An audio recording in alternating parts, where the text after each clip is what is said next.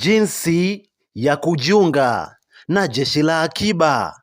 Sasa nashauri na napendekeza njia nzuri ni kufuatilia matangazo kupitia ofisi za wakuu wa wilaya au mtembelee washauri wa Jeshi la Akiba kwa nidhamu na heshima zote.